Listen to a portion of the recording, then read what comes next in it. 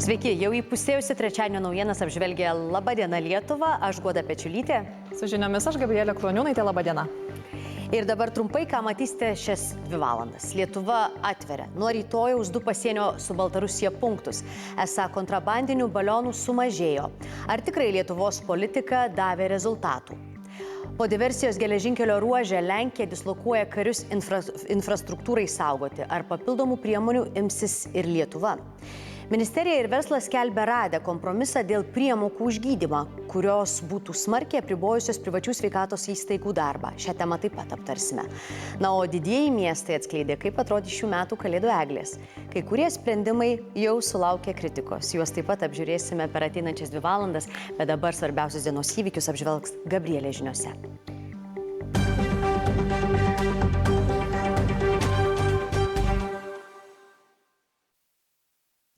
Vyriausybė nusprendė.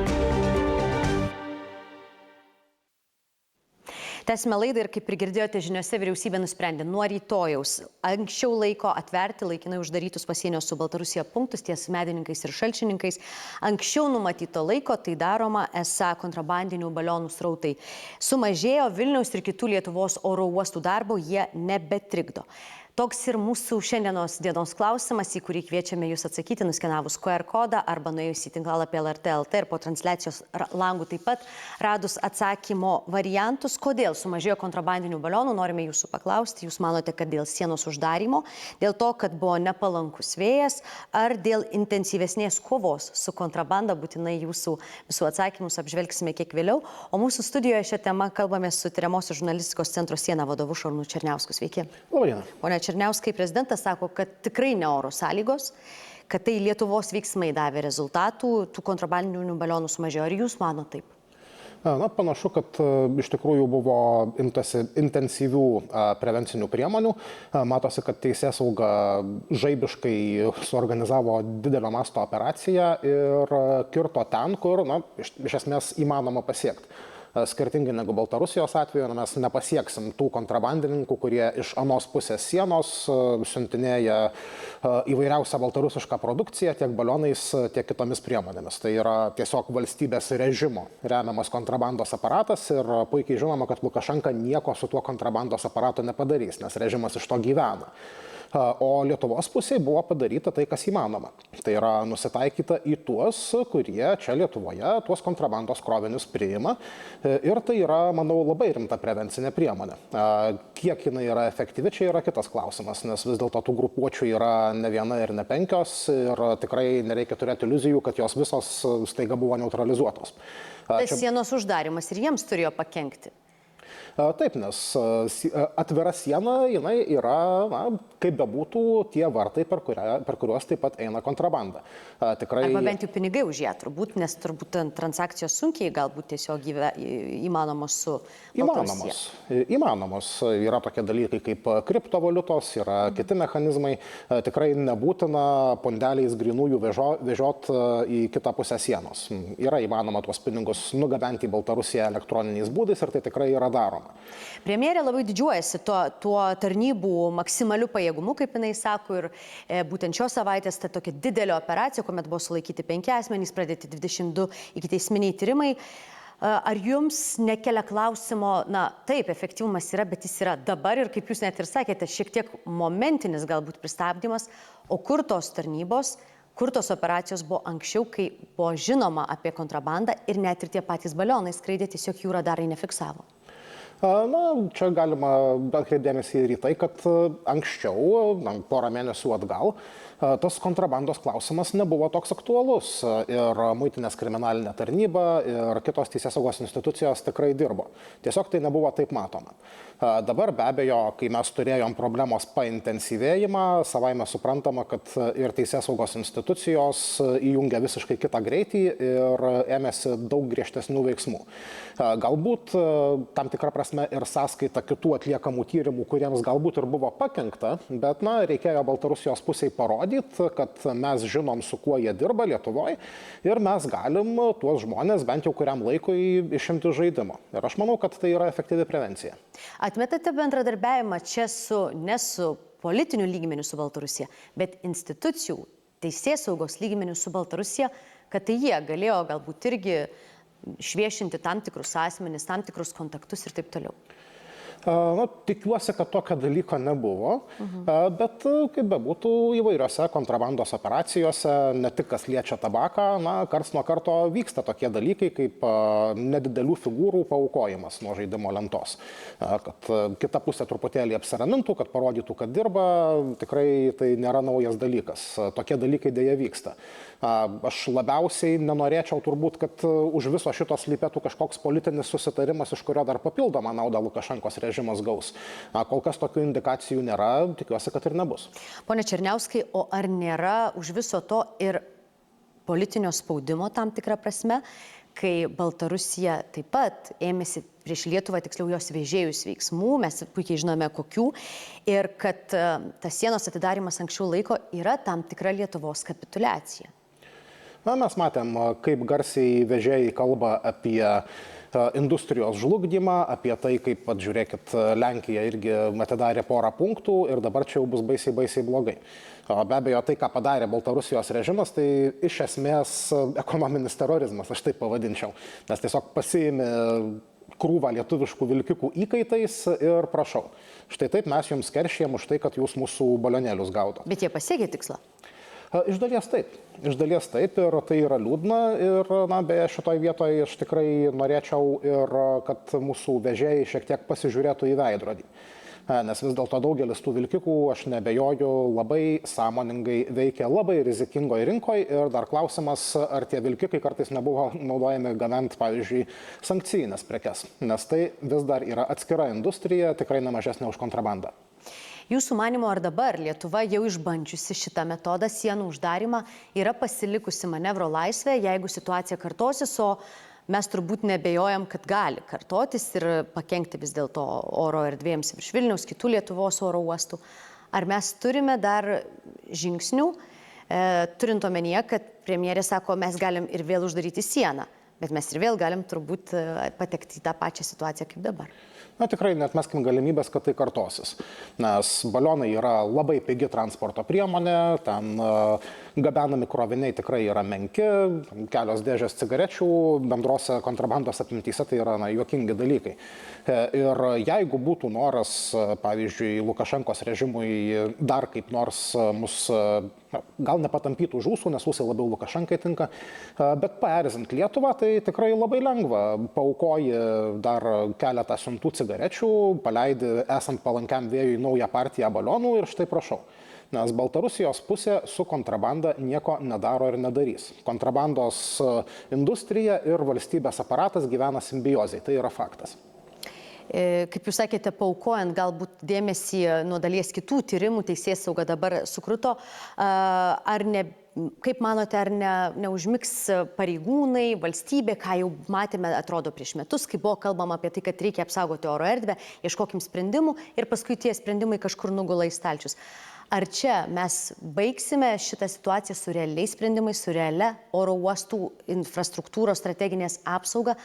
Ar matote pavojų, kad tai irgi paskęs reikalų jūroje? Vienas dalykas nepelnytai nuėjo į foną, aš manau. Geriausias sprendimas šiuo atveju yra ne bausmių griežtinimas, ne kažkokios tai politinės priemonės, o pirmiausiai muitinės resursų pajėgumų didinimas. Muitiniai tikrai žiauriai trūksta žmonių.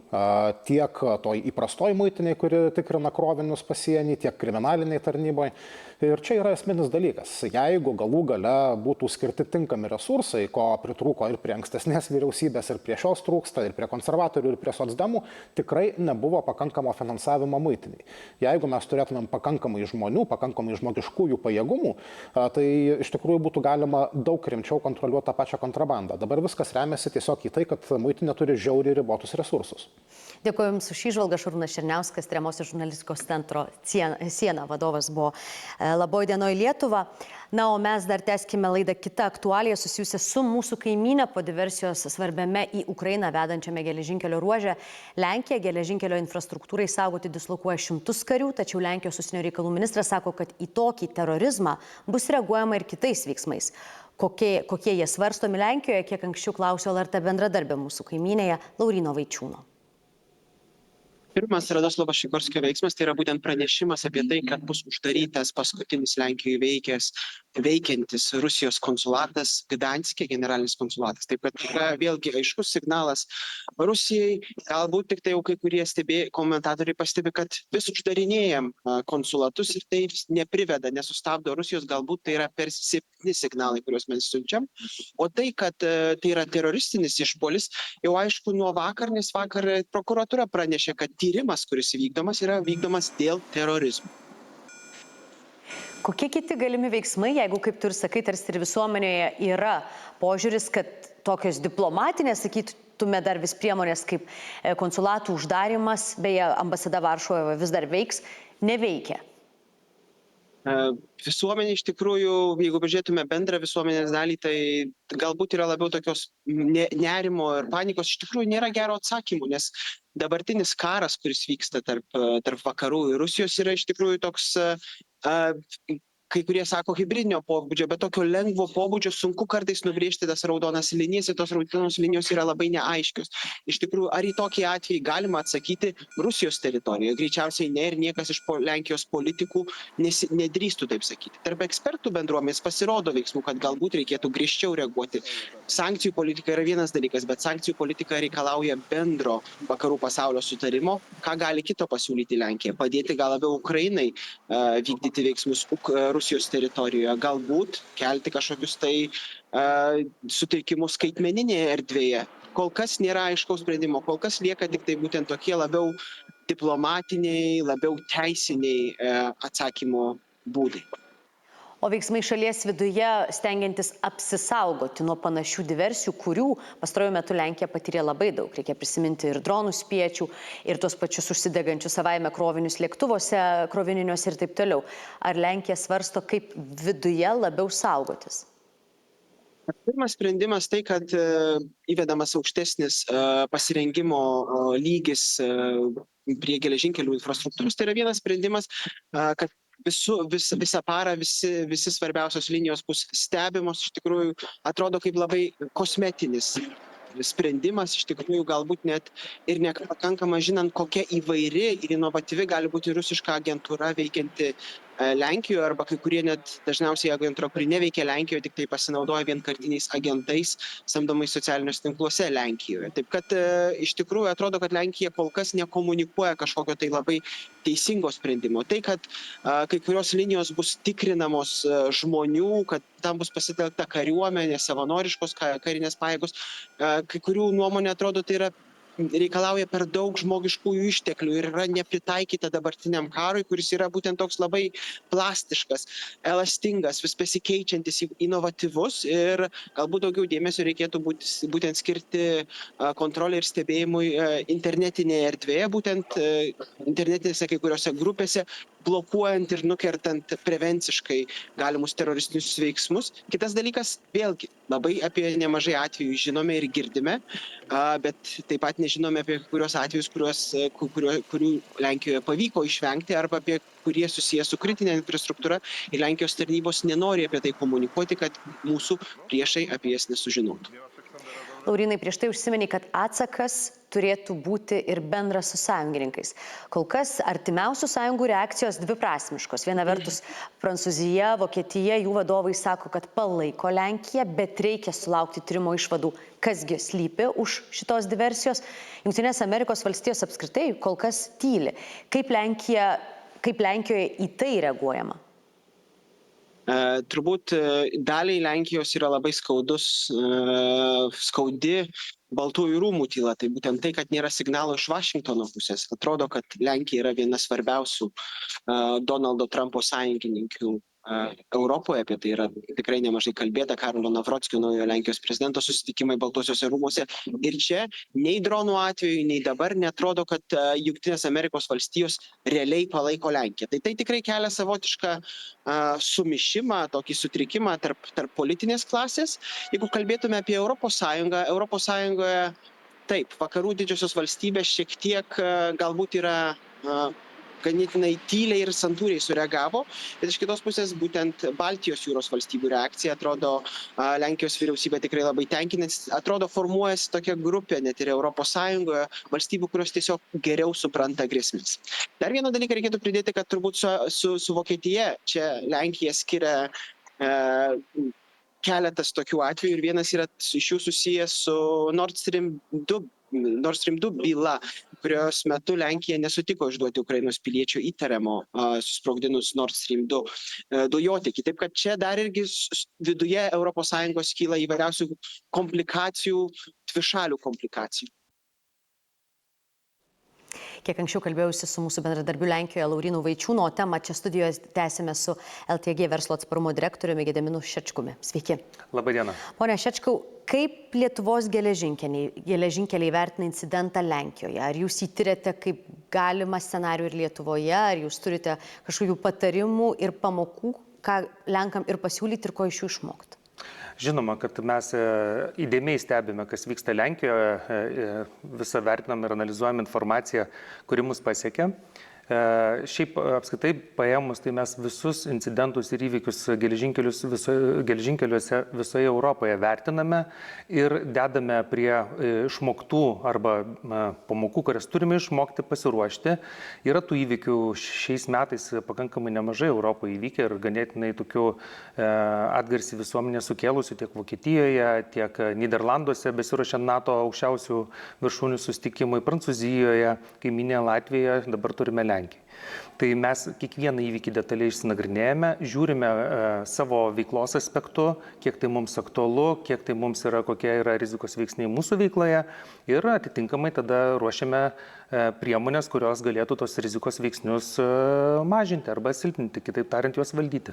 Visiškai nuo jų apsisaugoti turbūt neįmanoma, bet įprastų režimų, ne karo kontekste, ne galbūt ypač įtemptoje geopolitinėje padėtyje, kaip dažnai stebima infrastruktūra, jos sauga Lietuvos geležinkeliuose. Tai yra aiškios sistemos, žmonės, kurie kažkaip patruliuoja, galbūt, nežinau, apeina visas vėžes tam tikrų periodiškumų. Kaip tai vyksta? Tai jeigu taip bendrai paėmus įprastas veiklos sąlygas, tai eismo sauga yra labai griežtai reglamentuotas sritis ir eismo saugos reikalavimai yra labai aiškiai apibriežti, algoritmai labai aiškiai apibriežti ir ta veikla susijusi su eismo saugos tikrinimu, infrastruktūros būklės tikrinimu ir atitinkamų priemonių taikymu, jeigu ta būklė pasikeičia, jinai yra labai griežtai reglamentuota ir jos griežtai laikomasi Lietuvos geležinkeliuose. Tai šitoj vietoj čia kažkokių niuansų, kažkokių išskirtinių dalykų aš net negalėčiau įvardyti. Kas kita visai yra rizikos, kurios yra šiandien vis labiau aktualizuojasi mūsų regione ir Europoje apskritai, kaip matome. Tai joms iš tiesų tie reglamentai arba tos nusistovėjusios normos, jos jau nebetinka ir mums reikia dėti ant viršaus. Reiškia, kad mes vykdome ir įprastą veiklą, bet kartu turime dėti ir papildomas pastangas, įgyveninti papildomas priemonės, kurios leistų mums tokias rizikas valdyti arba joms pasireiškus galėtume tą jų poveikį kiek įmanoma labiau susilpninti. Galite detalizuoti, kaip, pavyzdžiui, Lietuvos geležinkeliai stengiasi tokią prevenciją nuo sprogmenų vykdyti? Aš be jokios abejonės, jokių techninių detalių tikrai negaliu atskleisti dėl saugumo sumetimų, bet galiu pasakyti, kokiomis kryptimis dirbame. Tai visų pirma yra labai glaudus bendradarbiavimas su mūsų valstybės specialiomis institucijomis. Mes turime tiesioginius komunikacijos kanalus, mes gauname iš tarnybų informaciją, mes jas vertiname ir atitinkamai savo ruožtu, jeigu mes matome kažką neįprasto arba galvojame, kad yra neįprasta mūsų geležinkelių sistemoje, mes tą informaciją irgi atiduodame tarnyboms vertinti. Taip mes plečiame savo vertinamai analizės tinklą ir už savo organizacijos ribų. Kitas dalykas, be jokios abejonės, yra mūsų pačių pasirengimas į neįprastas situacijas, ekstremalias situacijas. Ir kartais nuskamba tikrai visuomenė toks šiek tiek skeptiškas požiūris į pratybas. Na, čia vėl atėjo kostiumuoti, pasižaidė ir vaidina, kad čia viskas gerai. Tai aš galiu patikinti, kad tikrai pratyboms mes labai nuoširdžiai ir ekspertiškai, giliai, profesionaliai ruošiamės, scenarijus išdirbame ir scenarijus mes ruošiame ne dėl paukščiuko. Kiekvienų pratybų scenarijus mes aktualizuojame pagal tuo metu aktualias rizikas. Tai vat, pavyzdžiui, jeigu šiais metais Europoje jau matėme geležinkelių sistemos sąmoningų trikdymų iš išorės, mes savo scenarijus jau tokias situacijas esame pasibandę ir įtraukę ir Lietuvos kariuomenę, įtraukę priešgaisrinės apsaugos ir gelbėjimo departamentą, nacionalinį krizių valdymo centrą ir kitas valstybės institucijas. Ir žiūrime, kaip mes reaguojame, kaip mes mokame suvaldyti situaciją, atstatyti tuos pačius kelius ir panašiai. Pone Šičkau, o per pastaruosius metus ne tik padarinius likviduoti, bet užkardyti yra dar svarbiau. Ar esate fiksavę įtartinų veiklų, įtartinų objektų, sąmoningų bandymų trikdyti geležinkelių veiklą ir infrastruktūrą? Lietuvoje geležinkelių keliai yra maždaug virš 2000 km. Tai reiškia, ir jie yra įsidėstę visoje Lietuvoje. Be jokios abejonės, kaip ir visoje šalyje, yra įvykių šalia geležinkelių arba ir geležinkelius. Pradedant nuo labai smulkių kažkokių tai dalykų pačiuose traukiniuose, kur kokie keleiviai ten per daug įsiaudrinę po kokio renginio važiuoja namo, iki aišku dalykų, kurie mums kelia papildomų klausimų. Bet galiu patikinti, mes nuolatos stebime visus įvykius. Juos turime vienoje vietoje susidėję, stebime ir analizuojame, ar nėra kažkokių priežastinių ryšių arba sąsajų su kitais įvykiais, kurie galbūt iš dalies atrodytų net nesusiję tarpusavy. Tai darome tokią analizę, juos stebime ir galiu pasakyti, kad pastaruoju metu Lietuvos geležinkeliuose įvykių ar reiškinių, kuriuos galėtume sieti su priešiškomis valstybėmis arba jų kažkokiosmis sąmoningais veiksmais, pastaruoju metu mes nesame fiksavę. Labai trumpai, Lenkijoje tai buvo ruožas, manoma neatsitiktinai, vedantis Ukrainos link. Ar Lietuvoje yra strateginių atkarpų, strateginių ruožų, kur dėmesys yra didesnis negu visiems 2000, kiek sakėte, kilometrų? Galiu pasakyti tik tiek. Lietuvos geležinkeliai yra strateginė Lietuvai įmonė ir mūsų veikla yra strategiškai svarbi šaliai, o toliau aš turbūt dėl akivaizdžių saugumo sumetimų detalizuoti dėja, bet negaliu. Aš dėkoju Jums už pokalbį ir įžvalgas. LTG verslo atsparumo direktorius Gediminas Šečkus viešėjo Laboj dienoje Lietuva. Mes dabar laidoje darome trumputę pertraukėlę, po kurios aptarsime Ukrainos prezidento vizitą į Turkiją. Likite kartu.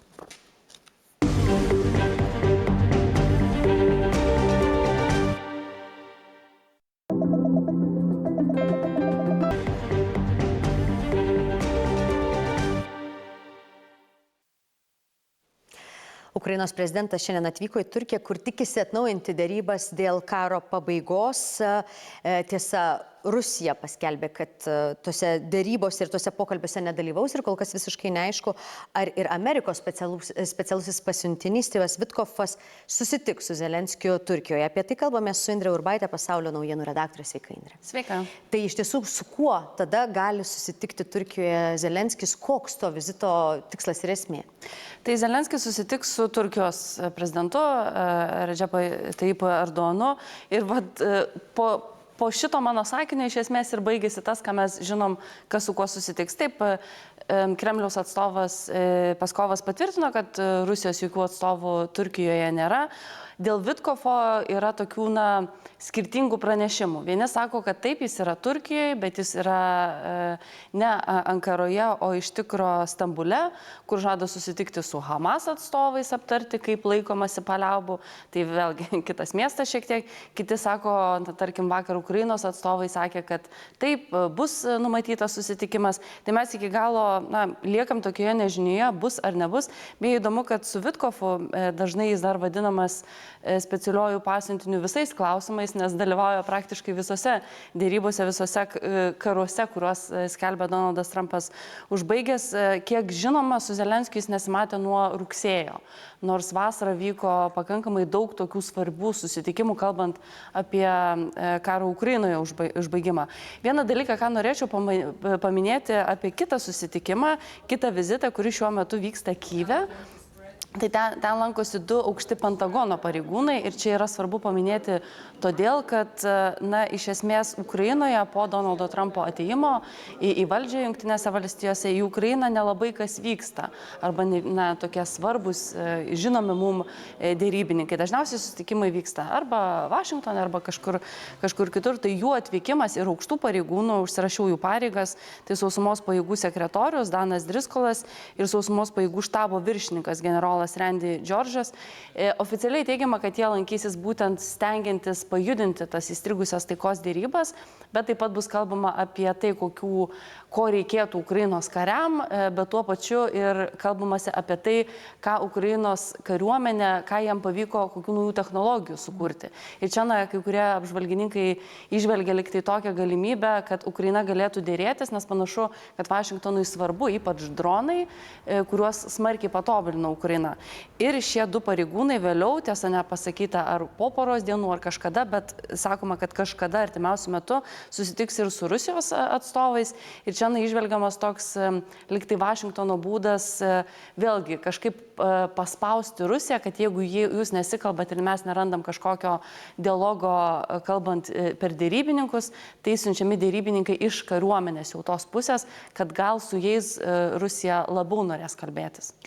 Apskritai Zelenskio ėjimas, kai važiuojama į Turkiją dėryboms atnaujinti, bet neaišku, ar yra su kuo kalbėtis ir dėrėtis, ką jis indikuoja? Ar tai yra išgyvenamas, yra situacijos sudėtingos Ukrainoje mūšio lauke, kalbant apie Pokrovskį ir kitus, ar vis dėlto kiti sumetimai? Tos dėrybos, mes kalbam apie taikos dėrybos, bet yra ir kitų dėrybų. Tai Turkijoje reikia atsižvelgti, kad Turkija palaiko gerus santykius tiek su Kijevu, tiek su Maskva.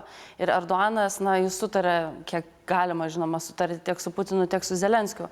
Ir čia daugiau yra kalbos apie ne taikos dėrybas, o apie dėrybas dėl kalinių apsikeitimo, karo belaisvio apsikeitimo. Ukraina netaip seniai minėjo, kad norėtų atgauti apie 1200 tų karo belaisvių. Ir anksčiau Turkijai pavyko tą suderinti, padėjo šiek tiek ir Kataras, bet į tai yra daugiau gal akcentuojama šitame susitikime, nors žinoma, kažkokio postumio norimasi ir iš Turkijos lyderio galima tikėtis, kad Putiną galėtų spausti, bet visgi pagrindinis žaidėjas tose taikos dėrybose, jeigu kalbama apie karo užbaigimą, yra Jungtinės valstijos. Ir jeigu Vitkofo iš tikro, jeigu jo nėra, jeigu jis nedalyvaus tame, tai tos dėrybos ir pokalbiai, apie ką kalbėsi Zelenskis su Erdoganu, yra labiau apie tokius, irgi svarbius dalykus, bet ne apie didelį karo užbaigimo klausimą. Nepaisant to, dideli karo užbaigimo momentai ir sąlygos viešojo erdvėje ima figūruoti galimi susitarimų Aliaskoje, netgi kažkokie niuansai, kalbant būtent tarp Putino ir Trumpo sudėrėtus dalykus, sąlygas, kurios dabar yra pristatomos kai kurių teigiamų ir Europos sąjungininkams, ir tai pačiai Ukrainai. Kas tose sąlygose yra?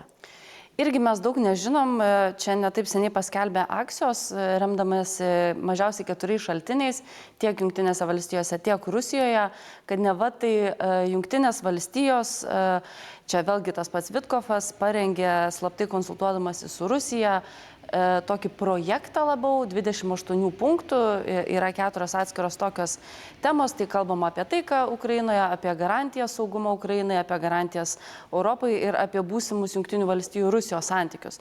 Tai daug apie tai nežinoma, šaltiniai patvirtina, kad Jungtinės valstijos jau supažindina su šituo planu, šituo projektu Europos lyderius, kad apie šitą projektą buvo pranešta ir nacionalinio saugumo patarėjui Ukrainos Rustemui Umerovui dar prieš porą savaičių Žemaitaičiu, kažkuris lankėsi Jungtinėse valstijose. Bet planas parengtas kalbantis su Kirilu Dmitrijevu, tai nuo Rusijos atstovu irgi puikiai žinomu, kuris lankėsi spalio gale Majamyje ir teigiama, kad per tas 3 dienas suglaudę galvomis Trumpo komanda ir jo komanda ir dėrėjosi ir jis kaip ir patvirtina, kad taip, kažkoks planas yra, paremtas Aliaska ir buvo išsakytas toks teiginys, kad pagaliau Rusija jaučiasi išgirsta.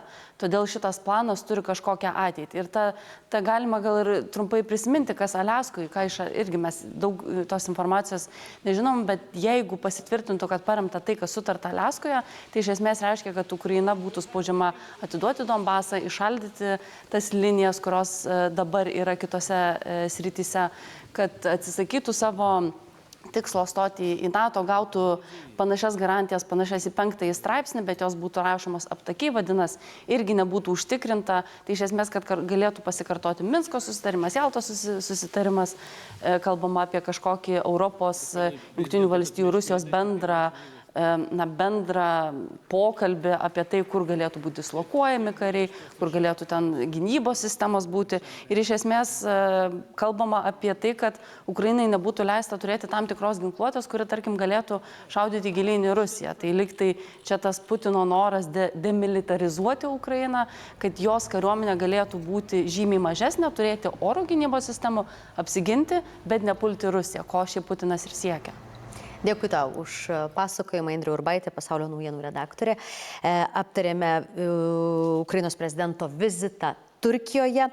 O dabar sugrįžkime į mūsų šalį ir pasižiūrėkime, kaip didieji miestai ruošiasi Kalėdų sezonui. Šį šeštadienį Kaunas, o kitą ir Vilnius įžiebs Kalėdų egles pagrindinėse miesto aikštėse. Jose jau kuriasi Kalėdų miesteliai. Abi šventes transliuos LRT, o kas laukia žiūrovų, tų, kurie atvyks pasižiūrėti gyvai, papasakos kolegė Jūratė Nilionytė. Labadiena, jau šį šeštadienį čia Kaune Rotušės aikštėje šventė, kurios neabejotinai laukia tiek kauniečiai, tiek tie, kurie atvažiuos pas mus į svečius. Puošiama Kauno eglutė pagrindinė miesto eglė ir su ponia Kristina pakalbėsime, kaip vyksta procesas, panašu jau ryškėja, kaipgi atrodys mūsų pagrindinė eglė.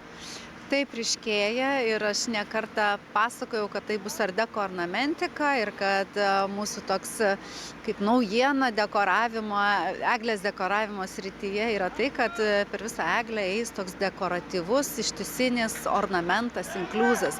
Tai štai jau jį matote sumontuota, dar trūksta šiek tiek žaislų, ornamentų, bet jau pagrindas yra. Iki šeštadienio spėsite? Oi, tikrai spėsime, planuojam gal jau rytoj pabaigti, nenorim jokių siurprizų. Kalėdos turi ateiti, tai eglė bus tikrai paruošta. Čia matome žalias lemputes, bet viską eglė blizgės kitaip, ne? Taip, eglė blizgės kitaip, čia mes gal ir taip specialiai parinkome, kad nesimatytų bendras vaizdas. Tai iš tiesų lemputės tai leidžia parinkti įvairiausią žibėjimo scenarijų, bet mes gal vis dėlto norim tos elegancijos, ramybės, aišku, atidarimas, įžiebimas tai yra kita šventė, kita emocija, bet apskritai tai ramiai mūsų eglutė švies, žibės, galbūt netgi galvojam padaryti tokią kaip šokančių fontanų temą kiekvieną galbūt savaitgalį, jeigu mums pavyks, padarysime tam tikrų laikų tokį po nedidelį šou, kad keičiasi ornamentika, galbūt tai sukvies daugiau žmonių pamatyti eglę. Tai, žodžiu, turim dar visokių nerealizuotų idėjų. Kristina, ačiū Jums, o šeštadienį tie, kurie negalės atvykti Kauną, galės įsijungti LRT nuo 6, pradėsime transliaciją. Pane Davalta, šventė laukia nuostabi, girdėjau, sakėte, norite to kalėdinio jaukumo, taip? Taip. Šiais metais mes labai džiaugiamės, kad sugrįžtame į Kauno Rotušę, į tą jaukią mūsų miesto širdį. Ir noras sugrąžinti ir šią šventę miestui tą ramybę, tą džiaugsmą, tą meilę. Ir mūsų to šventės yra toks moto – Kalėdos iš širdies į širdį. Ir mes tiesiog anonsuojam tokį dalyką, kad Kaunas keičiasi, modernėja, gražėja, mes iš tikrųjų tuo ir truputį didžiuojamės. Ir vienas dalykas gyvenime žmonėm nesikeičia Kalėdų laukimas. Ir dideli, ir maži, ir turbūt ateina Kalėdos, visi atsimena, kaip jie pirmą kartą ėjo prie eglutės, ką jie darė, kaip fotografavosi ir taip toliau. Ir tą jausmą mes norim išlaikyti ir šiais metais.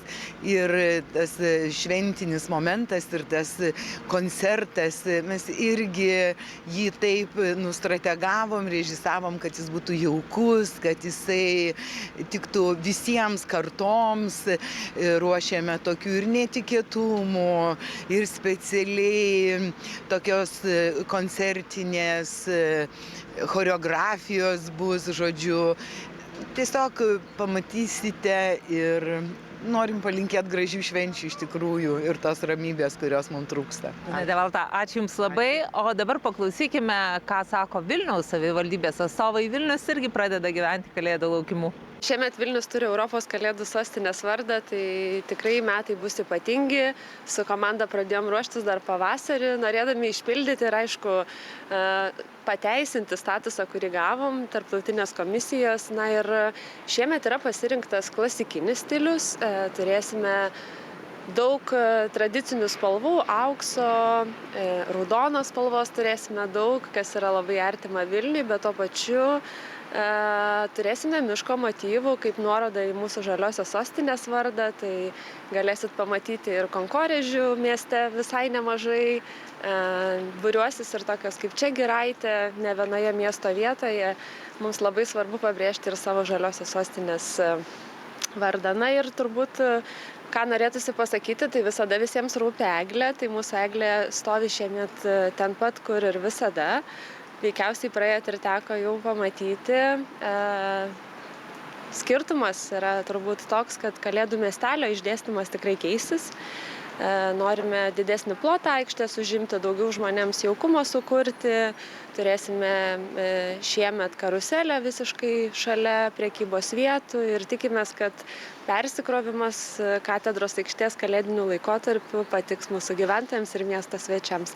Na, o pabaigai turbūt turėčiau paminėti, kad eglė kaip karalienė, pagrindinė eglė puikuosis ant konstrukcijos, bus 16 metrų ir aišku 6 kilometrų šviesos ją puoš, o pakilti prie jos, nusifotografuoti ar pasivaikščioti reikės pakila, kuri atrodys lyg raudonas kilimas. Tai tikrai laukiame, kad šitas nuostabus laikotarpis prasidėtų ir dar likus 10 dienų intensyviai ruošiamės. Projekcijos bus naujųjų metų sutikime ir jos šiemet yra orientuotos į karnavalo temą, kuri labai naujametinė. Tikimės, kad ją papildys ne lazeriai, o šviesos, kas yra labai įprasta, laukiama, nes kaip tik pasibaigus gruodžiui, tamsiausią laiką turim ir šviesų festivalį, tai miestiečiai puikiai žino šviesų kuriamą pasaką mieste.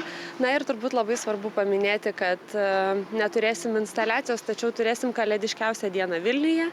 Gruodžio 13 dieną, būdami Kalėdų sostinė, įvedinėjom naują tradiciją. Vieną dieną visoje sostinėje turėsim naują kalėdinę valiutą. Turėsime daugybę verslų, mūsų muziejų, įstaigų, kurios pasijungia tam, kad kartu iš tiesų tie, kurie dar neužsikrėtę bus Kalėdų dvasia arba norės ją dar stipriau pajausti, iš tiesų galėtų tai padaryti.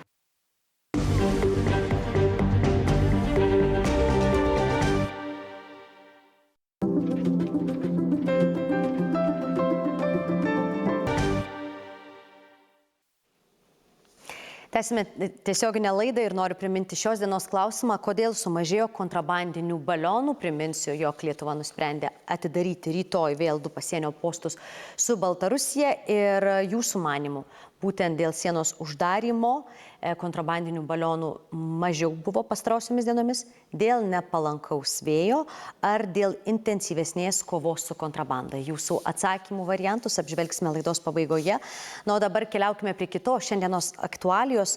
Susitarimo dėl mokytojų atlyginimų nepasiekusi viena Lietuvos švietimo darbuotojų profesinė sąjunga prie švietimo ministerijos rengia protesto akciją. Ir ten su jos organizatoriais susitinka mano kolegė Goda Malinauskaitė. Sveika, Goda, noriu paklausti, ar jau yra mokytojų besibūriuojančių profesinės sąjungos atstovų ir kokius veiksmus jie numato prie ministerijos?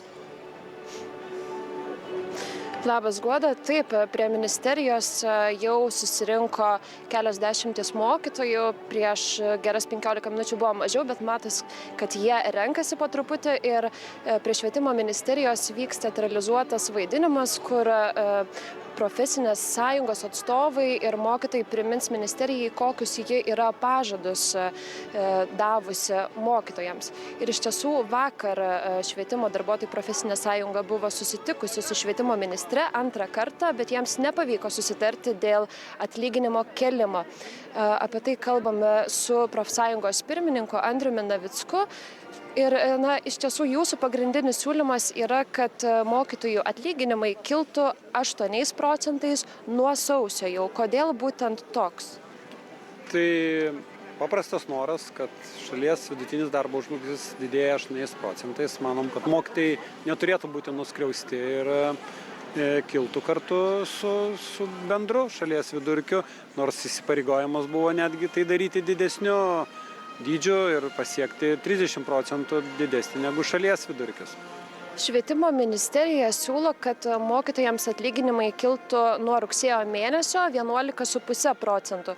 Ir ministrė sako, kad netgi mokytojams tai finansiškai labiau apsimokėtų, nes 3 metų perspektyvoje jie bendrai uždirbtų daugiau. Ar jūs skaičiavot, ar nemanot, kad iš tiesų tai būtų geriau mokytojams? Mokytojai tikrai moka pasiskaičiuoti ir skaičiavo ir labai keista, kad mokytojai nepritarė geresniam variantui, o akivaizdu, kad mokytojai suskaičiavo ir gavo, kad bendras padidėjimas 3% per metus tikrai neužtikrina tų pajamų augimo ir galvojam, kad geri darbai turbūt slapta nedaroma ir ne veltui ministrė tą siūlymą greitai pateikė, netgi nepasitarus su mokytojais. Tai mokytojai šiandien ir susirinko išsakyti tą nuomonę ir nepritarimą tam pasiūlytam variantui. Tie procentai, skaičiai labai skiriasi, ką sakote jūs, ką sako ministerija, kaip jūs skaičiuojate, iš kur tie 3%? Tai labai paprastai skaičiuojam, jeigu 4 mėnesius didėja 10%, teigiama, kad 11,5, nors iš tikrųjų tik 10% didėjo koeficientas, tai padalinus iš 12 mėnesių, tai mes gaunam bendrą tą augimą, tai nėra sudėtingas matematinis veiksmas. Švietimo ministrė taip pat sakė, kad nuo sausio tiesiog nebūtų galimybės pakelti algų 8%, tiesiog neužtektų lėšų. Kaip tokius žodžius ministrės vertina? Tai nuolat girdim, kad niekada nėra lėšų, bet jeigu sako, kad teikia geresnį siūlymą, kuris reikalauja daugiau lėšų, tai jam yra. Tai tada niekaip negalim suvesti tų galų ir kodėl čia sakoma, kad lėšų yra daugiau, negu mes prašom. Tai patenkinkit mūsų blogesnį siūlymą ir mes būsim patenkinti. Ar turėtų kažkokią įtaką algų kelimas būtent nuo rugsėjo mėnesio 11,5% mokytojams, kurie yra pensinio amžiaus? Pensinio amžiaus, tai jie gali tiesiog net ir nesulaukti to algų kelimo ir pasitraukti, bet kai mokytojų trūksta, turbūt dauguma planuoja ir ateityje dirbti ir pensijoje, tai tas didelės įtakos turbūt neturi, bet čia turbūt svarbiau įsipareigojimų vykdymas, nes jeigu mes nusileidžiam ir nevykdom net to, ką esam susitarę, tai klausimas tada apskritai, ar reikalingas tas cirkas tų dėrybų, jeigu niekas nenori jų vykdyti, tai turim užtikrinti tą. Kita mokytojus atstovaujanti sąjunga buvo susitikusi ir lapkričio pradžioje lyg pasiekė tą susitarimą. Juos tenkina ministerijos siūlymas? Tai jie labai giriasi, kad tas susitarimas tenkina finansų ministeriją, švietimo ministeriją. Mes matom, kad jau metai iš metų ta profesinė sąjunga atstovauja ne mokytojų interesus, bet ministerijos. Ir akivaizdu, kad ir dabartinis susitarimas, ir tokia dėrybų taktika atbėgti ir susitarti prieš dėrybas, imituojant ir skelbiant apie protestus, streikus, kurių jie niekada nėra organizavę. Tiesiog toks veikimo būdas bandyti save tai parodyti, nors mes nesenai paviešinom ir jų oficialius skaičius, kurias jie deklaruoja ir tarptautinėse organizacijoje. Tai yra maža organizacija, tik 1000 narių. Matom, kad ir šiandien su mumis yra ir aukštosios mokyklos, kurios dalyvavo dėrybose, ir profesinė sandrauga paskelbė, kad tam susitarimui nepritarė, jie irgi pritarė mitingui, tada klausimas, kas su kuo susitarė. Ministrė su Milešinu, tai koks čia susitarimas ir tada kas mes per valstybę ir kokiu lygiu tarėmės. Ką ketinate toliau daryti šiandien mitingas, po to galvosite apie streiką? Taip, galvojam eiti į Seimą, jeigu reikia į biudžeto tvirtinimą, galvojam netgi ir apie nacionalinį streiką, burti kitas profesinės sąjungas, kurios irgi moka organizuoti ir protestus, ir streikus, ir transporto profesinė sąjunga, pavyzdžiui, Achema ir kitos stiprios organizacijos, kurios turi dėrybinę galią. Na, jau matome, kad dar daugiau mokytojų susirinko.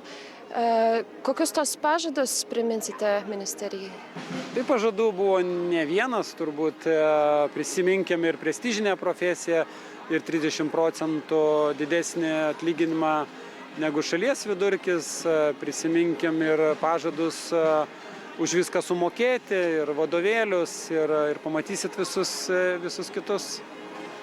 Ačiū Jums labai už pokalbį. Na, o mes toliau liekame čionais mitinge.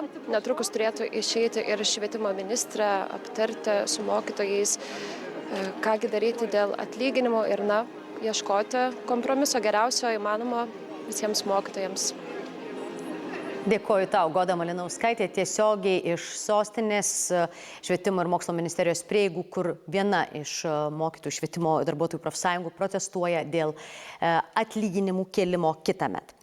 Na, o Sveikatos apsaugos ministerija ir privačių gydymo įstaigų atstovai sako pasiekę susitarimą, jie tai vadina kompromisu, dėl Seime svarstomų sveikatos sistemos reformų. Ir mes apie tai kalbame su Vilniaus universiteto dėstytoja, buvusia Sveikatos apsaugos viceministrė Živile Simonaityte Vasiliauskienė. Labą dieną. Sveiki. Pone Simonaityte, iš to, ką jau viešojoje erdvėje girdėjote, ką sako ministrė, ką sako verslo konfederacijos, ar jums tai panašu į kompromisą ir kodėl ilgą laiką būtent privačios gydymo įstaigos labai priešinusios bet kokiam jų veiklos ribojimui, dabar sako, gerai, sutinkame?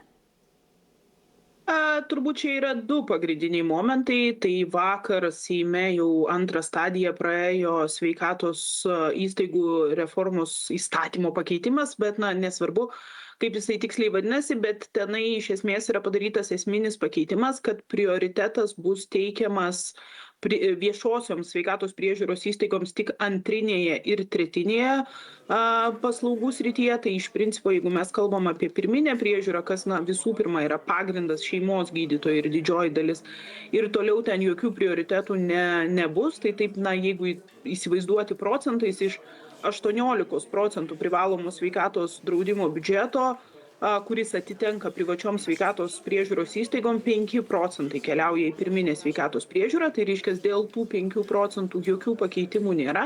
Ir taip pat šiandien pasirašytam susitarime yra numatyta, kad ir dėl antrinės ir tretinės paslaugų apimties, kuri jau šiuo metu priklauso privačiam sektoriui, jokių pakeitimų nebus. Ten bus sumažinimas 6%, bet tai nėra jisai labai reikšmingas. O čia kalbam tik apie naujas paslaugas ir naujų paslaugų plėtrą. Tai ką mes matome, kad privačios įstaigos iš esmės gavo patvirtinimą, kad kažkokių mažinimų nuo to, ką jos turi dabar, tikrai nebus. O į ateitį, tai manau, kad jeigu tas įstatymas praeis ir trečiąją stadiją ir bus priimtas ir įsigalios, tai vis tiek turbūt neišvengiamai bus kreipiamasi dėl jo teisėtumo į Konstitucinį teismą ir galbūt yra ir viltis, kad Konstitucinis teismas priims sprendimą, kad jis prieštarauja Konstitucijai ir tada tas susitarimas dabar kaip ir suvaldo situaciją, kad privačiom įstaigom paslaugų apimtis nesikeis ir jų pacientų kiekiai, o ateityje galimai ir bus atšaukti priimti pasiūlymai. Ką sako taip pat verslo atstovai, kad būtent priemokas už komfortą, priemokas už priemonės, pavyzdžiui, geresnės, jeigu pacientas nori gauti, jų taip pat nedraus, taip pat nemedicininės paslaugas. Ar galėtų būti, kad tuomet privačios gydymo įstaigos dalį savo paslaugų, net jeigu jos medicininės, galėtų pabandyti pakišti po šitais segmentais ir apmokestinti tokiu būdu? Tai čia turbūt dažniausias tas ir būdavo kaip pavyzdys teikiamas, kad privačios įstaigos tiesiog norėdamos pasiimti didesnį įkainį, tai suformina, taip gali sakyti, kaip komforto papildomas paslaugas ir dėl to prašo tų pinigų, bet turbūt esminė problema, kuri sveikatos sektoriui lieka neišspręsta, tai patys įkainiai, kuriuos tvirtina ir peržiūri valstybinė ligonių kasa ir jie iš tikrųjų yra beprotiškai maži ir juos jau labai seniai reikia peržiūrėti, atnaujinti ir didinti. Bėda tik tai ta, kad patį tą atnaujinimo darbą tai galima būtų padaryti, bet kai suskaičiuotumėm, kiek iš tikrųjų tos sveikatos priežiūros paslaugos kainuoja, tai pamatytumėm, kad mūsų turimo privalomo sveikatos draudimo fondo neužtenka. Čia nesvarbu, kas tas paslaugas teikia, ar privatus, ar valstybinis sektorius, tai mes čia tokį turim kaip ir tam, kad nekalbėti apie problemą ir dramblį kambaryje, tai kalbam apie tas dulkes ant porcelianinių indų šalia to dramblio, o nesprendžiame realiai problemą susijusią su apskritai sveikatos sektoriaus finansavimu, kuris Lietuvoje, lyginant su bet kokia išsivysčiusia valstybė, tiek BPO, tiek ES, yra labai mažas. Ponas Romanovskis beje užsiminė apie kažkokį kuriamą savanorišką draudimą, kuris galėtų įlieti daugiau finansų į sveikatos sistemą, prie kurio būtų skatinami prisidėti ir darbdaviai, ir gal patys žmonės. Kas čia per idėją?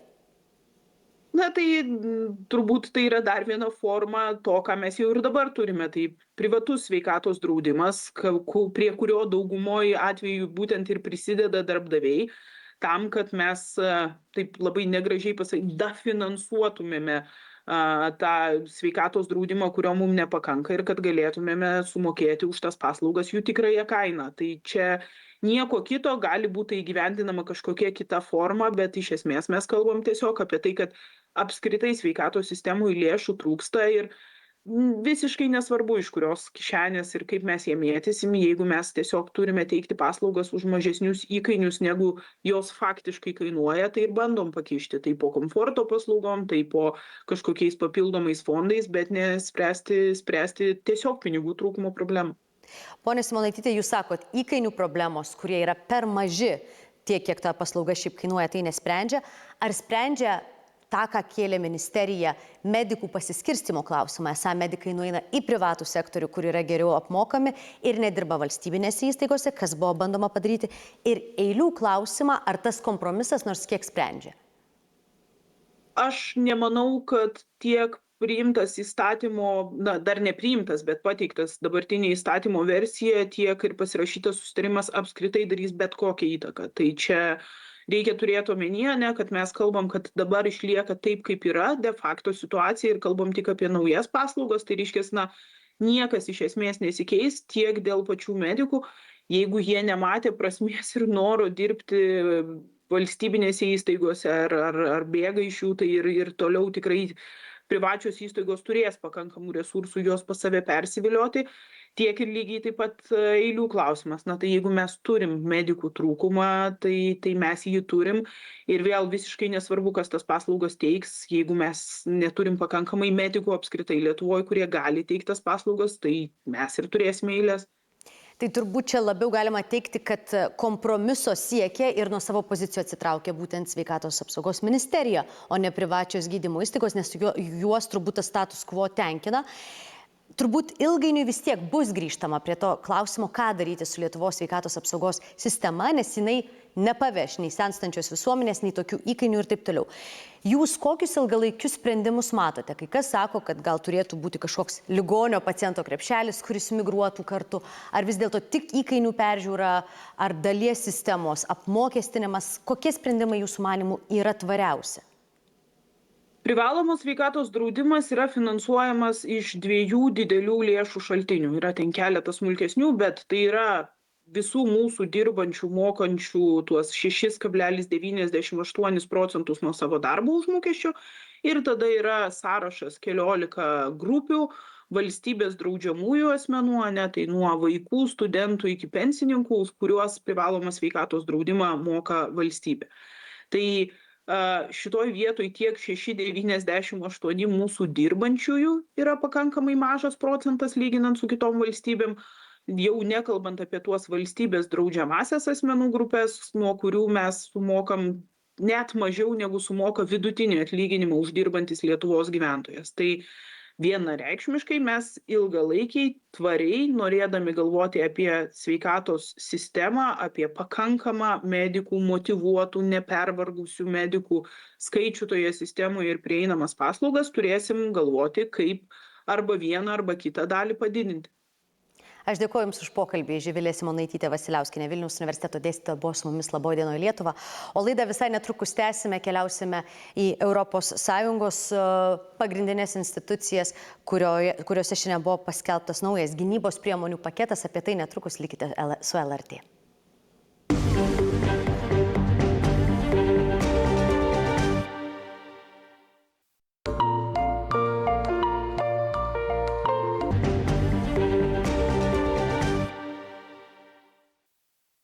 Tęsime laidą ir ES paskelbė naują gynybos priemonių paketą ir apie tai mes kalbame su mūsų korespondente Briuselyje Milda Vilikanskytė. Sveika, Milda.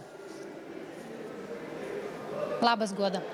Iš to, ką teko skaityti, susipažinti su dokumentu, beje, pataisy 4 berods, eurokomisarai pristatė, vienas iš jų, Andrius Kubilius, atsakingas už gynybą, labai panašu, kad ES nori labai palengvinti karinės mobilumo priemonės, jeigu prireiktų kažkokios situacijos greitos reakcijos. Ar teisingai suprantu, kad tai yra vienas iš bendrijos sprendimų? Taip, visiškai teisingai sakai, kas ir buvo akcentuota 4 komisarų spaudos konferencijoje, kad karas Ukrainoje išmokė, kad reikia greitai reaguoti, reikia sugebėti tiek technologiškai greitai reaguoti ir prisitaikyti prie kintančių karo veiksmų, bet ir judėjimo prasme reikia gebėti reaguoti greitai perdislokuoti pajėgas. Ir mes irgi atsimename nuo pat karo Ukrainoje pradžios, plataus masto karo 22 metų vasarį, ir Lietuvoje buvo keltas klausimas dėl to karinio mobilumo, kaip greitai, jeigu reikėtų, galėtų į Lietuvą ir kitas rytų Europos šalis atvykti pastiprinimas, atvykti pagalba, atvykti NATO sąjungininkai. Ir būtent šiandien Europos komisija pristatė karinio mobilumo paketą, kuris tikisi iš esmės keis dabartinės taisyklės, iš esmės keis tą reagavimo laiką. Ir kaip komisaras Andrius Kubilius sakė, tikslas yra sukurti karinę Šengeno zoną. Žinome, kad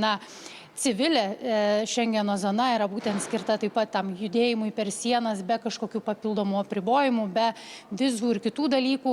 Taip ir čia norima, kad būtų supaprastintos taisyklės, jos būtų suvienodintos, nes dabar 27 ES šalys turi savas taisyklės, tai jų nebeliks, bus vienas ES reglamentas, pagal kurį turės reaguoti visos šalys. Šiek tiek detaliau apie tą karinę Šengeno erdvę pasakoja komisaras Andrius Kubilius. Galime paklausyti. Kontrolė karinių krovinių, karinio transporto ant sienų būtų padaryta tokia, kad jinai nebekliudytų tam kariniam transporto judėti, nes iki šiol kai kurios šalis, pavyzdžiui, reikalauja iš anksto pranešti, jeigu kaimynas nori važiuoti su savo kariniu transportu, reikalauja prieš 45 dienas pranešti, kad jie tai planuoja daryti. Tai štai dabar įvedam iš tikrųjų suvienodinom visose šalyse taisyklės, siekis yra suvienodinti taisyklės, įgyvendinant ES šį reglamentą, kurį dabar tvirtinam, ir jisai iš tikrųjų leis spręsti būtent tas problemas, su kuriuom susiduria karinis transportas ant sienų. Taigi, kaip pastebėjo komisaras Andrius Kubilius, dabar yra šalių, kuriuose prieš 45 dienas reikia įspėti kaimynę, kad per jo šalį turės judėti karinė technika. Tikslas yra iki 3 dienų sumažinti šį įspėjamąjį laikotarpį. Krizės atveju numatoma, kad apskritai leidimo kirsti sieną nebereikėtų, būtų labiau tik informavimas, kad planuojama judėti. Primenu, krizės atveju šiaip 3 dienos vietoj kai kuriuose šalyse 45. Guoda. Milda, tam, kad kažkas kažkur judėtų ir tam, kad kažkokios pagalbos, jeigu reikia, kažkas gautų, turi būti ne tik mobilumas, bet ir sprendimas. Ir čia irgi, man atrodo, ES suprato, kad jeigu bus atsiklausama ir derimasi su visomis šalimis, tai tie sprendimai tikrai užtruks ilgiau negu 3 dienas. Reakcijos greitis taip pat koreguojamas, taip? Taip, planuojama sukurti, nežinau kaip dabar tiksliai pasakyti, kaip tai vadinsis, bet, sakykime, tokį ES koordinacinį centrą, gal tai būtų teisingiausia, kur bus ir, svarbiausių institucijų, komisijos, tarybos atstovai ir kiekvienos šalies narės atstovai tame koordinacinėme centre ir, jie bus tie tarpusavyje greitai komunikuojantis ir priimantis sprendimus ir nereikės kaip įprasta, vadovų taryboje svarstyti klausimų. Jei ištikus krizėje būtų galima greitai būtent per šitą centrą reaguoti. Ir dar vienas aktualus dalykas, kuris taip pat numatoma reglamentuoti šiuose paketuose, tai yra toks solidarumo sąrašą, sakykime taip, kur kiekviena šalis narė savarankiškai, savanoriškai gali tiesiog pranešti, kad turi tokios ir tokios technikos įrangos, kurią prireikus kitos šalys gali naudoti, pavyzdžiui, sunkvežimiai, konteineriai, laivai, įvairi technika, kuri galėtų judėti esant poreikiu, nes vienas dalykas yra pagreitinti judėjimą, kitas dalykas turėti kuo judėti, turėti tos technikos. Taigi kiekviena šalis galės savarankiškai pasakyti, ką turi, ką gali paskolinti, ką gali padovanoti, jeigu prireiktų. Guoda. Milda, ar yra planuojama investuoti ne tik į sprendimus ir jų greitį, bet ir į infrastruktūrą, į jos apsaugą? Papildomas finansavimas iš ES numatomas, kaip pažymėjo komisaras, 10 kartų didesnis, tai yra 17 milijardų eurų, iki 30 metų šalis gali šias papildomas lėšas, į jas aplikuoti ir prašyti, bet į ką atkreipė dėmesį Europos komisija, kad visgi pirmiausia yra remiamasi ir kliaujamasi ES šalimis narėmis, kad tai bus jų investicijos ir čia būtent apeliuojama į tą 1,5% nuo bendrojo vidaus produkto, kuris Hagos viršūnių susitikime buvo sutartas kaip tos lėšos, kurias galima panaudoti dvigubos paskirties, tuo pačiu ir gynybos infrastruktūrai plėtoti. Ir kalbant apie infrastruktūrą, yra 4 karinio mobilumo keliai Europoje, jie nėra detalizuojami, žinome tik, kad Lietuva yra viename iš jų, tai yra vadiname šiaurinėme kelyje nuo Suomijos iki Lenkijos. Ir čia komisaras Kubilius sako, Lietuvai planuojant, ką reikėtų modernizuoti, ką statyti, ką remontuoti, reikėtų tarti su NATO, nes NATO geriausiai žino visų šalių ir ypač tų 4 kelių poreikius, bet turi patarimą ir Lietuvai. Galime paklausyti komisaro Kubiliaus. Natūralu, kad mums prioritetas yra, sakykime taip, šiaurės pietų kryptis visų pirma, kuri mus jungtų su Europą, per Lenkiją, su Vokietija ir taip toliau, bet reikia neužmiršti ir tai, kad dideli kariniai kroviniai gali būti gabenami jūra. Todėl, sakysime, visa uosto infrastruktūra, jo apsauga, nes šitam reglamente taip pat kalbam labai daug ir apie apsaugą, apie atsakomybę kurti visą sistemą ir kad ta infrastruktūra būtų apginama. Tai štai uostas yra labai svarbi infrastruktūra ir kaip iš uosto galėtų išvykti kariniai kroviniai, taip pat turėtų būti tai traktuojama kaip labai svarbus dalykas. Taigi tokios komisaro Andriaus Kubiliaus mintis ir kaip visi komisarai pabrėžė, vienas dalykas yra tas karinis mobilumas, galėti greitai atvykti, bet infrastruktūra yra gyvybiškai svarbi, nes tiltas, kuris neatlaiko 60 tonų tanko, nebus naudingas, kaip ir siauras kelias, pro kurį tie tankai negali pravažiuoti. Guoda. Dėkoju tau. Milda Vilkanskytė tiesiogiai iš Briuselio apie pristatytą ES naują gynybos priemonių paketą. O iš Briuselio kelkimės į Italijos sostinę Romą, kurioje gausu istorinių paminklų, tačiau nedaugelis turi galimybę apsilankyti Kolonos rūmuose. Tai vienas privačiausių ir išskirtiniausių Italijos sostinės pastatų. Šimtmečius čia gyveno Kolonų šeima, kuri ir toliau saugo galerijos freskas ir lobius, prieinamus tik nedideliam lankytojų skaičiui.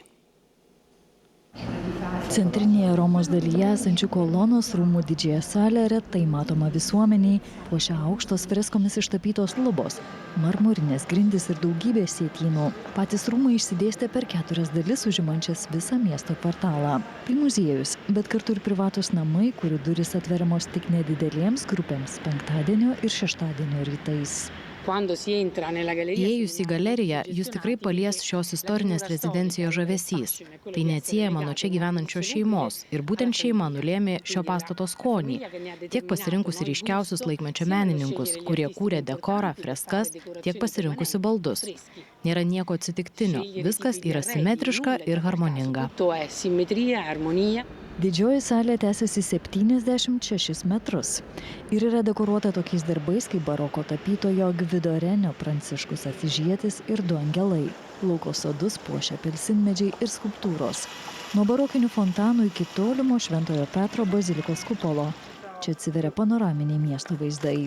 Už prabangos slypi istorija apie šeimą, kurios įtaka siekia 100 metų.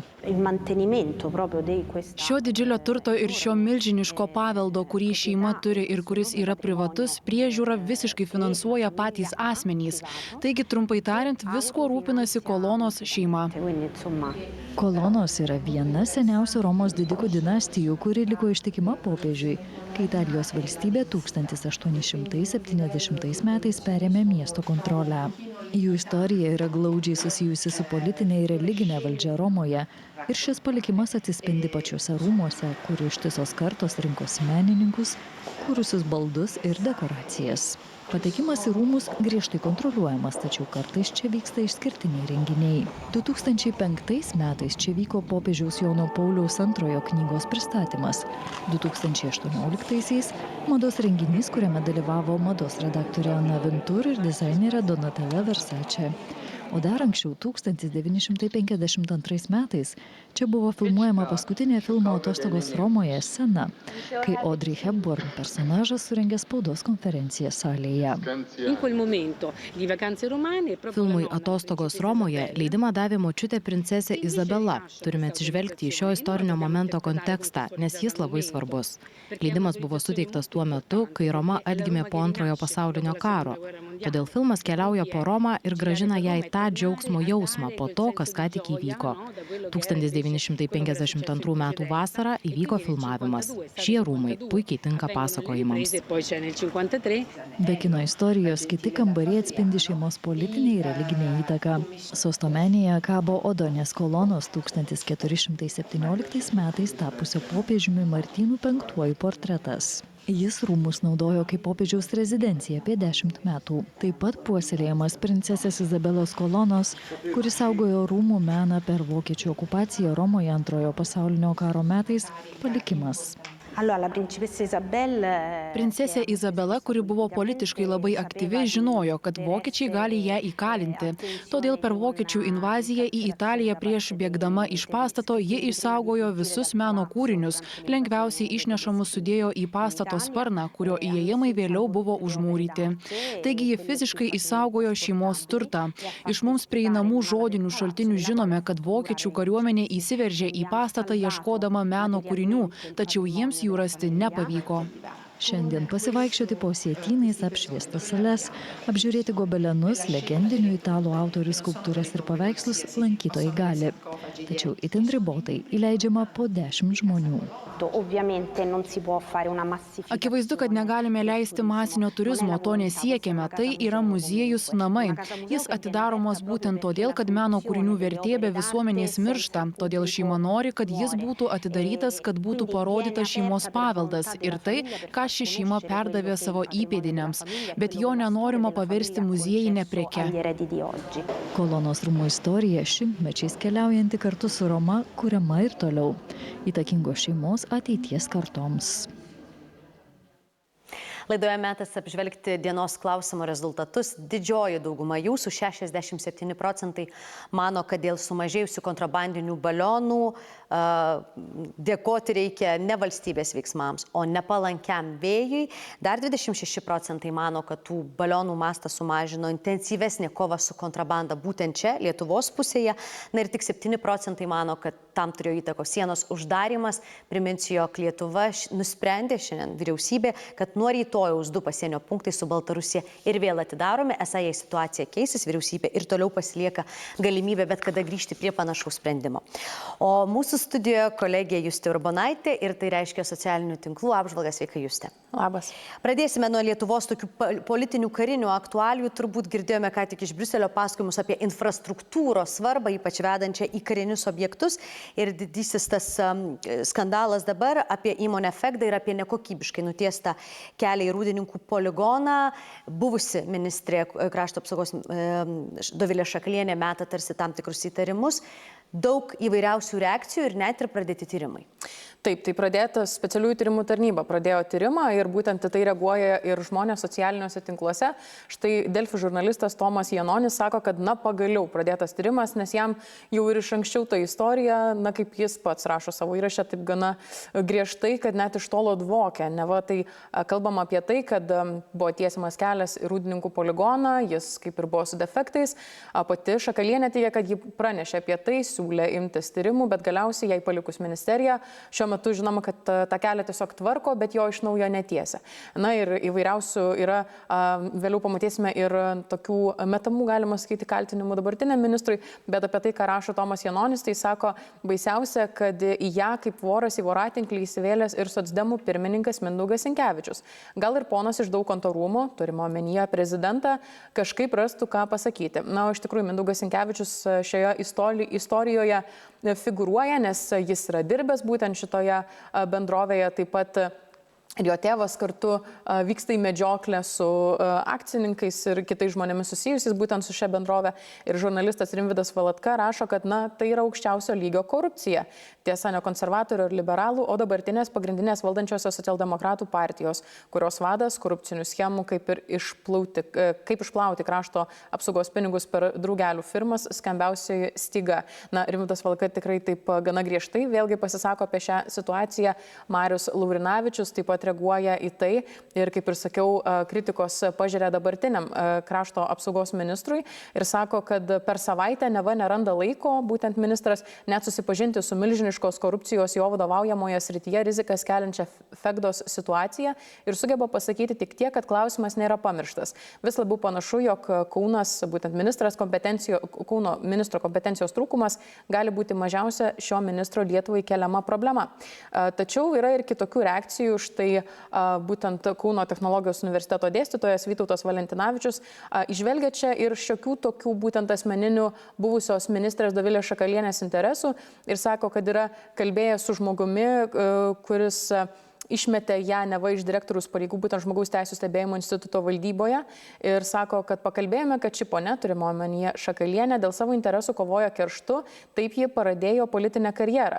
Ir sako, kad vyriausybės vadovė bei socialdemokratų partijos pirmininkas turėjo tikėtis įvairių priemonių iš partijos bičiulės, kurios, neva Vytauto Valentinavičiaus jau turbūt nebereikėtų taip vadinti. Taigi reakcijų yra įvairių būtent į tai. Vieni sako, kad čia Dovilės Šakalienės interesai, kiti, kad galbūt tikrai kažkokia korupcija, o pats Mindaugas Sinkevičius sako, kad niekada nei pats, nei tiesiogiai, nei per trečiuosius asmenis neatstovavau Fegdos interesų jokiose centrinės valdžios institucijose. Justė, mes matėme žiniuose reportažą apie tai, kaip Donaldas Trumpas užsipuola žurnalistę po nepatogių klausimų, galiausiai pareiškė, kad iš šios klausimų daugiau apskritai nepriims. Ar irgi vertinimai tos istorijos įvairūs, ar vis dėlto labiau palaikantis žurnalistę? Na, tiesą pasakius, ši yra šiek tiek apie kitą istoriją, kuri taip pat vyko neseniai, bet Donaldas Trumpas nekartą yra gana griežtai pasisakęs apie žurnalistus. Tai čia būtent socialiniuose tinkluose daug reakcijų yra apie tai, kai Donaldas Trumpas žurnalistai, kuri paklausė apie kada bus paviešinti Epsteino failai. Žinome, kad šiandien jau nubalsavo būtent senatas dėl to, kad juos reikėtų paviešinti, Donaldas Trumpas dar turi pasirašyti. Bet paklausų žurnalistai, Donaldas Trumpas jai atrėžė, kad ji tylėtų ir pavadino ją pigiai, kaip sakoma anglų kalboje, tai lietuviškai turbūt kiaulaitė, toks kaip lyg ir mažybinės formos, bet visgi įžeidimas. Ir sako, kad štai žmonės reaguoja, sako, kaipgi galima taip kalbėti apie moterį žurnalistes, apskritai kaip gali taip elgtis būtent šalies prezidentas. Kiti štai rašo, kad kodėl apskritai tai nereagavo ir kiti žurnalistai, kolegos kolegos, kodėl neužstojo ir sako, kad tai yra dar blogiau, jeigu girdėdami tokį dalyką kiti žurnalistai net neužstoja savo kolegos. Tačiau yra ir žmonių vertinančių, tai kaip tiesiog, sako, pati žurnalistė buvo nemandagi, pasisakė galbūt nelaiku, tiesiog neišklausė, galbūt ir ne vietų, ir nelaiku pradėjo kalbėti ir sako, kad tiesiog, tai buvo paprasčiausiai nelaiku ir ne vietoj pradėta kalbėti ir štai Donaldo Trumpo ta reakcija yra tiesiog tokia, šmaikštus pasakymas, kad dabar aš kalbu arba leiskite pasisakyti kitiems. Tai reakcijų irgi yra įvairių. Kaip pasaulis mini Tarptautinę vyrų dieną? Minint Tarptautinę vyrų dieną, tiesa, mes labai dažnai visi žinom, kada ta moterų diena, kuri vėlgi yra skirtingai dabar vertinama, bet taip, šiandien yra Tarptautinė vyrų diena, tai galite visus savo mylimus, artimus vyrus pasveikinti, bet tik ką atkreipia dėmesį lygių galimybių kontrolieriaus tarnyba, kad reikia atkreipti dėmesį į tai, kad vyrai nedažnai pasisako apie psichologinės problemas, galbūt dažnai ir pasiduoda tam tokiam tradiciniam vyro paveikslui, kurį šiais laikais jau visi po truputį bando keisti ir primint, kad ir vyrai gali ir jautrus būti ir visai kitaip išgyventi dalykus. Sveikinam vyrus. Sveikinam, tikrai, tikrai. Ir kviečiame likti su LRT, nes visai netrukus 16 val. Žiniose šiandien pristato Gabrielė Kloniūnaitė, o mes su Juste baigiame laidą, linkime jums gražios popietės ir iki pasimatymo. Iki.